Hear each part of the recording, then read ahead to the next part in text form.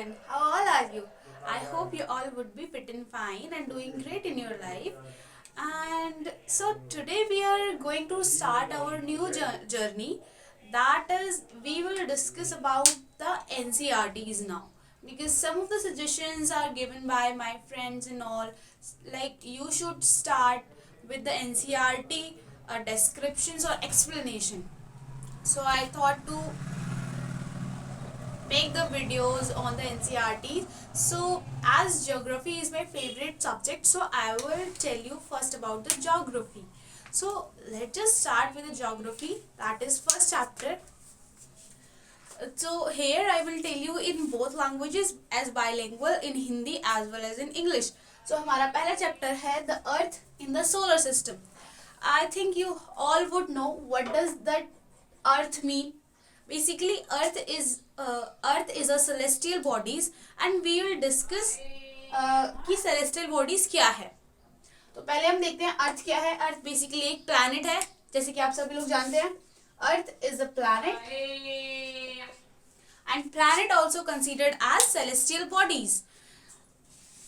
And what about mean solar system? Solar system in Roman language, sol का मतलब होता है द थिंग, सूरज. रोमन लैंग्वेज में सोल का मतलब होता है सूरज. एंड सोलर लर मीन्स होता है related. And system means we can say family और द ग्रुप. तो सोलर सिस्टम का मतलब क्या हुआ? सूरज से रिलेटेड कुछ चीजें या सूरज से रिलेटेड कुछ ग्रुप्स, तो उनको हम क्या बोलेंगे? Solar system. तो सबसे पहले मैं क्या डिस्कस करूंगी, तो अगर आप अपनी बुक खोलोगे क्लास 6 एनसीईआरटी ज्योग्राफी की, तो उसमें देखोगे आप उसमें कुछ हाईलाइटेड वर्ड्स है. Let me show you like this. You can see here the things are normal, but यहाँ पे ये जो फुल मून लिखा हुआ है ये बहुत ज्यादा डार्क लिखा हुआ है, बोल्ड लिखा हुआ है. That's why I will explain first these words, then I will come on the chapter. So as you can see here, celestial bodies, stars, new moon. And if we go ahead, here you can see pole star, constellations, planets. Okay, so let's just go ahead. So what do you mean by full moon और पूर्णिमा? देखो, full moon का मतलब होता है जब हमें आसमान में पूरा चांद दिखाई देता है, ठीक है, तो उसको बोलते हैं फुल मून. और ये कब होता है? पूरे महीने में. एक महीने में 30 दिन होते हैं या तो 31 डेज होते हैं. तो पूरे महीने में क्या होता है कि 14 दिन जो होते हैं वो तो प्रोसेस होती है मून की, कि या तो मून नया बन रहा है या फिर नए बन के वो पुराना मून क्या हो रहा है? घट रहा है. तो पूर्णिमा तब होती है जब पूरा मून निकलता है, ठीक है, और 15 दिन में एक बार पूरा मून निकलता है, पूरा चांद निकलता है, ठीक है. तो उसको बोलते हैं न्यू मून, और उसको बोलते हैं फुल मून और पूर्णिमा. और सेकंड है न्यू मून और अमावस्या. न्यू मून को अमावस्या भी कह सकते हैं, क्योंकि क्या होता है जब पूरा चांद निकल जाता है तो जो चांद होता है वो धीरे धीरे घटना स्टार्ट करता है. तो पहले जैसे मान लेते हैं हमारे पास 31 दिन है, तो पहले से लेकर 14वें दिन तक जो मून था उसने क्या किया? वो बढ़ा, ठीक है, बढ़ता गया, मतलब धीरे धीरे करके बढ़ता गया. तो अब यहाँ पे हमारे पास क्या है? एक नया मून आया, पूरा मून, ठीक है. उसको बोलेंगे पूरा चांद या फिर पूर्णिमा. लेकिन अब क्या होता है, जो मून था वो घटना स्टार्ट होता है, धीरे धीरे करते घटेगा. और फिर क्या होगा? एक दिन ऐसा आएगा कि एक दिन जो चांद होगा वो दिखेगा ही नहीं. उसको क्या बोलते हैं? अमावस्या या फिर न्यू मून. क्योंकि उसके बाद से क्या होगा? जब न्यू मून होगा, जब अमावस्या होगा, उसके बाद से न्यू मून फिर दोबारा से बनना स्टार्ट होगा, है ना. That's why it's called new moon और अमावस्या. समझ में आ रहा है? तो आगे बढ़ते हैं हम. Celestial bodies. अब सेलेस्टियल बॉडीज क्या होती हैं? सेलेस्टियल बॉडीज कुछ भी मान सकते हैं हम. प्लैनेट्स मान लो, स्टार्स मान लो, सैटेलाइट्स मान लो, एस्टेरॉइड्स मान लो, मीटरॉइड्स मान लो, anything which is in the universe, which we can say them celestial bodies. So I hope you are getting what are celestial bodies. अब जो celestial bodies होती है उनके पास, किसी के पास अपनी लाइट भी हो सकती है, किसी के पास अपनी हीट भी हो सकती है. And let me tell you some examples like stars are also celestial bodies, planets, celestial bodies, asteroids, so what do you mean by stars? Next topic is stars. So हम यहाँ समझते हैं पहले स्टार्स क्या होते हैं. स्टार्स बेसिकली वो होते हैं जिनके पास अपनी हीट होती है और अपनी लाइट होती है. अब जिनके पास अपनी हीट होगी, हीट मीन्स गर्मी होगी, तो वो तो चमकेंगे. आपने देखा होगा अगर आप किसी लोहे को गर्म करोगे बहुत ज्यादा, मतलब उसके टेम्परेचर से ऊपर गर्म करोगे, तो क्या होता है वो रेड रेड दिखने लगता है ना. तो उसको क्या बोलते हैं कि जब हमने उसको गर्म किया, उसमें हीट दी, तो उसमें लाइट शो हुई. ऐसा सेम होता है स्टार्स के साथ. जब उनके अंदर की जो मटेरियल है वो ज्यादा हॉट हो जाता है, ज्यादा गर्म होने लगता है, तो क्या होता है फिर वो स्पार्कल करने लगते हैं. दैट्स वाई स्टार्स होते हैं वो हमें चमकीले दिखाई देते हैं. ठीक है, फ्लिकरिंग करते हुए दिखाई देते हैं. Now what about planets? Planets are also celestial bodies, but planet के पास अपनी हीट नहीं होती ना अपनी लाइट होती है. वो क्या करते हैं, वो स्टार्स से लेते हैं अपने आप को रोशन करने के लिए या फिर अपने आप को लाइट करने के लिए. ओके, सो फॉर एग्जाम्पल जो सन है हमारा वो भी तो एक स्टार है. तो जो हमारी अर्थ है वो प्लैनेट है. तो जो हमारी अर्थ है वो अपने आप को लाइट करने के लिए, अपने आप को चमकाने के लिए हम कह सकते हैं वो सूरज से रोशनी लेती है. ठीक है. सो अदर है एस्ट्रॉइड्स और मीटरॉइड्स. हम इनके बारे में आगे डिस्कस करेंगे. ऐसे लिखा हुआ है यहाँ पे meteoroids and where is the asteroids. Okay, so let's just move ahead. I have already told you about the stars. So as you know that कि जो सन है हमारा सबसे पास वाला स्टार है हमारे प्लैनेट के, हमारे अर्थ के. और डॉग स्टार जो है, dog star is also a star, जो सबसे ज्यादा चमकीला स्टार है हमारे गैलेक्सी में. Okay, now let's just move at constellation. Constellation का मतलब हिंदी में होता है नक्षत्र. ओके,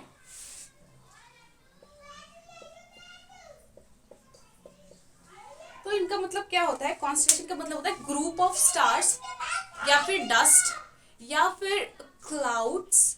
ठीक है, मतलब या तो तारों का समूह हो या फिर कह सकते हैं ना हम कोई धूल का कण हो उसको डस्ट बोलते हैं, या फिर बादलों का समूह हो. जैसे नेब्यूला आपने सुना हो, तो नेब्यूला क्या होता है? बादलों का और गैसों का समूह होता है. यूनिवर्स में ज्यादातर यही सब पाया जाता है. तो कॉन्स्टलेशंस का मतलब क्या होता है? यही होता है कि तारों का समूह. ठीक है, ऐसे हमारे पास बहुत सारे तारों के समूह है. आपने सुना होगा सप्तऋषि, और सप्तऋषि को क्या बोलते हैं? Small bear. और उर्सा मेजर.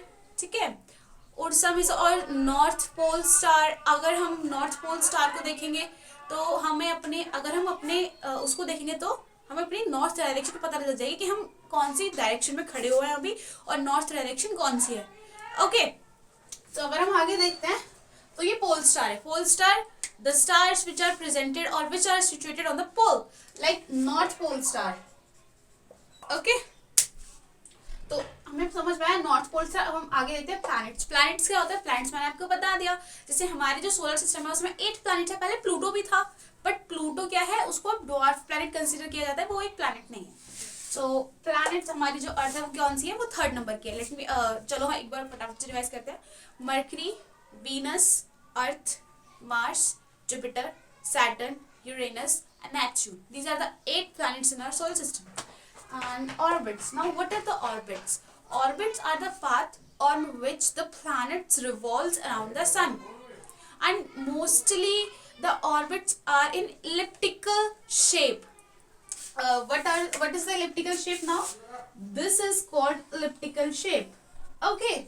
So जो mostly जो ज़्यादा जो planets होते हैं, जो ग्रह होते हैं, वो क्या करते हैं अपनी, इसको हिंदी में कक्षा बोलते हैं वैसे तो इसमें वो क्या करते हैं, वो घूमते हैं. ये हमारा सन हो गया. ठीक है, तो इसको ये जो उनको घूमने का जो पाथ होता है उसको बोलते हैं हम ऑर्बिट या फिर कक्षा. अब नेक्स्ट आते हैं जियोड. अब जियोड क्या होता है? जियोड जो होता है वो बेसिकली शेप होती है किसकी? अर्थ की. इसको बोलते हैं जियोड. अब जियोड की शेप क्या होता है? ऊपर से थोड़ा, ऊपर और नीचे से फ्लैट होता है और बीच में से क्या होता है? थोड़ा सा बल्जिंग टाइप में होता है. जैसे कि इसको मान लेते हैं, this we can call is at geode. Okay, I hope you all are getting. And now if we talk about asteroids, meteoroids, galaxy and universe. Now what are asteroids?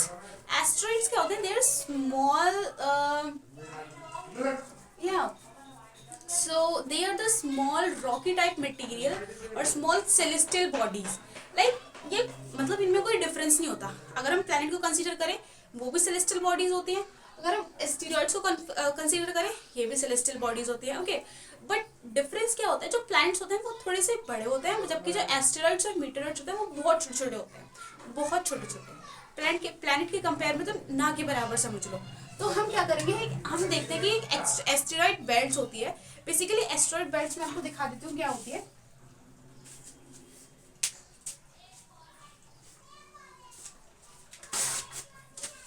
थोड़ा सा तो मिटाना ही पड़ेगा यहाँ से ठीक है। तो देखो, जैसे कि हमारा मरकरी है, वीनस है, अर्थ है, मार्स है, फिर यहाँ पे ये क्या होगा, एक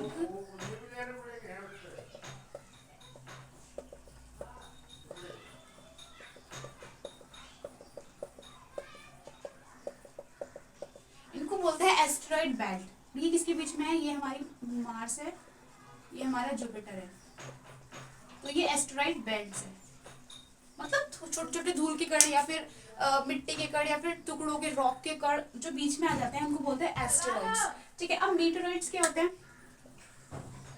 मीटेरॉइड्स बेसिकली यही होते हैं जो छोटे छोटे, ये मान लो ये एक को ले लेंगे तो मीटेरॉइड्स हो जाएगा। जैसे ये मीटेरॉइड्स है, हमने कभी भी सुना भी होगा कि जो एक मीटेरॉइड्स है वो धरती की तरफ बढ़ रहा है, किसी और प्लैनेट की तरफ बढ़ रहा है। तो ये क्या होता है, ये बेसिकली क्या करते हैं, जो ये फॉल करते हैं तो ये क्योंकि इनकी जो फॉल करने की जो स्पीड होती है बहुत ज़्यादा होती है, जैसे क्या होता है इनमें हीट पकड़ जाता है और ये जलने लगते हैं। ठीक है। तो क्या होता है, जब भी हम देखते हैं कि कोई बोलते हैं टूटता हुआ तारा जा रहा है, शाइनिंग स्टार जा रहा है, दैट इज नॉट एनी टूटता हुआ तारा और shining star, that are those meteoroids, दो स्मॉल रॉकी टाइप मटेरियल और छोटे छोटे कण होते हैं जो जल के पृथ्वी पे गिरते हैं। ओके। तो इस वजह से इनको मीटेरॉइड्स बोलते हैं। और मैं आपको एक इंटरेस्टिंग चीज बताती हूँ, वो जलते कैसे हैं। देखो, पहली बात तो स्पीड की वजह से, दूसरी बात हमारा जो एटमॉस्फेयर है उसमें एक लेयर है, उसको बोलते हैं आइनोस्फेयर। तो आपने सुना होगा जब भी कोई पत्थर दूसरे पत्थर से टकराता है तो आग तो प्रोड्यूस होती है।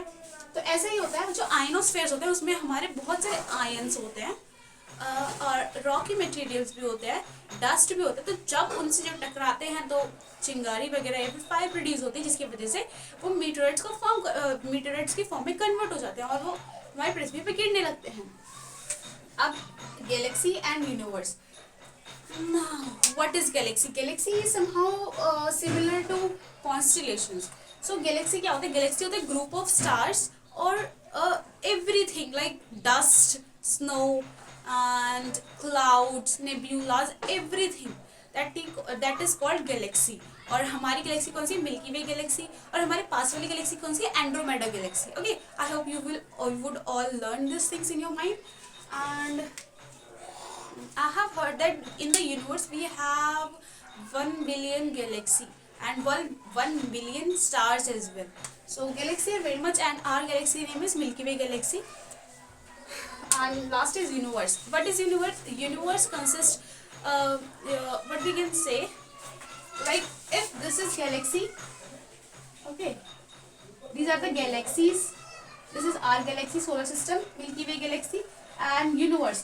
This is the space. And universe में क्या होता है, ब्लैक स्पेस होता है, डार्क होता है, टाइम, और सब कुछ इसमें जो यूनिवर्स में आ जाता है।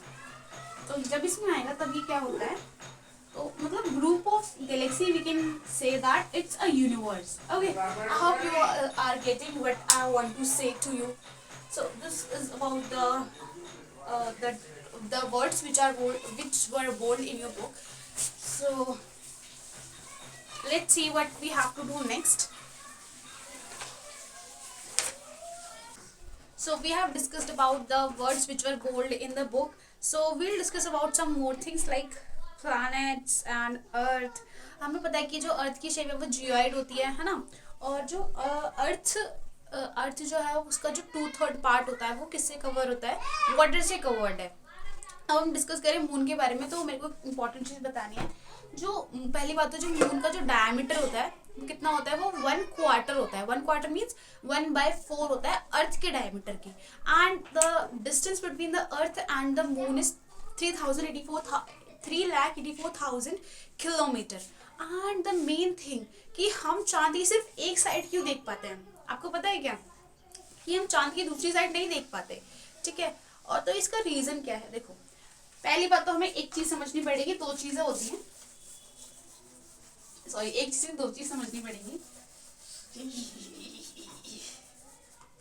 पहली बात तो होती है रिवॉल्यूशन और एक होता है रोटेशन। अब इनका मतलब क्या होता है? मान लो कि ये प्लैनेट है, ठीक है, तो अब रिवॉल्यूशन का मतलब क्या होता है? ये मान लो बीच में सन है, रिवॉल्यूशन का मतलब वो इसके चारों तरफ घूम रहा है, कोई प्लैनेट है, इसको बोलते हैं रिवॉल्यूशन। बट रोटेशन का मतलब क्या होता है? जब कोई प्लैनेट अपने चारों ओर घूमता है, ऐसे ऐसे घूमते घूमते ऐसे घूम रहा है और फिर ऐसे रिवॉल्यूशन भी कर रहा है, ठीक है। इसको पहली बात तो अपने ही एक्सिस पे घूमना क्या कहलाता है? रोटेशन कहलाता है। I hope you all are getting. So एक इम्पॉर्टेंट चीज़ क्या है कि हम चांद की सिर्फ एक ही साइड क्यों देख पाते हैं? वो इसलिए देख पाते हैं क्योंकि जो रिवॉल्यूशन टाइम है और जो रोटेशन टाइम है अर्थ मून का, वो सेम है। 27 डेज में वो अर्थ का एक रिवॉल्यूशन करता है और 27 डेज में ही वो अपना एक चक्कर लगा पाता है। यानी कि उसकी स्पीड रोटेशन करने की बहुत स्लो है और रिवॉल्यूशन करने की कह सकते हैं कि हम रोटेशन से ज़्यादा है। तो जैसे कि देखो, मान लिया ये हमारी अर्थ है, ठीक है, और ये हमारा मून है। तो जो मून है वो क्या करे? अर्थ भी हमारी रोटेट करती है और रिवॉल्व करती है। तो जो हमारा मून है, मान लो ये वाली जो साइड है, इस पे जो लिखा हुआ है, ये वाली साइड इसकी यहाँ पर है, ये वाला जो पोर्शन है वो अर्थ का है, ठीक है। अब क्या हो रहा है? ये जो अर्थ है वो भी मूव कर रही है और जो ये जो मून है हमारा वो भी मूव कर रहा है। ऐसे करके बहुत धीरे धीरे मूव कर रहा है। ये अर्थ भी ऐसे मूव कर रही है। अब ऐसे अर्थ मूव करती हुई जा रही है, ठीक है। तो ये जो अर्थ का पार्ट है वो भी ऐसे मूव कर रहा है और ये वाला जो है वो बहुत ही स्लोली मूव कर रहा है। ऐसे करते करते करके इसका जो सिर्फ ये वाला पार्ट होगा सिर्फ वही विजिबल होगा हमको, क्योंकि ये जो है इसका जो रोटेशन और रिवॉल्यूशन वाला पीरियड है वो दोनों क्या है? सेम है इसके। तो बस आप, मुझे लगता है आपको समझ में आ गया होगा। नहीं आया हो तो भाई दोबारा देख लेना वीडियो, और क्या बताऊँ मैं। तो अब या तो आपको बताओ कि जो नील आर्मस्ट्रांग है वो सबसे पहला इंसान था जो चांद पे चढ़ा नहीं था, मतलब गया था। और जो राकेश शर्मा थे जो हमारे यहाँ के थे वो सबसे पहले इंसान थे जो स्पेस में गए थे, ठीक है। अब चलो, अब हम बुक के थोड़े से क्वेश्चंस डिस्कस कर लेते हैं, क्योंकि जो भी यूपीएससी वगैरह की प्रिपरेशन कर रहे हैं या फिर स्टेट पीसीएस की प्रिपरेशन कर रहे हैं उनके लिए जो मैंने सुना है कि जो क्वेश्चन, मैंने सुना नहीं है ऑफ कोर्स, ये है कि जो क्वेश्चंस होते हैं इस बुक के पीछे वो हमें जरूर करने चाहिए। तो let me just start. How does a planet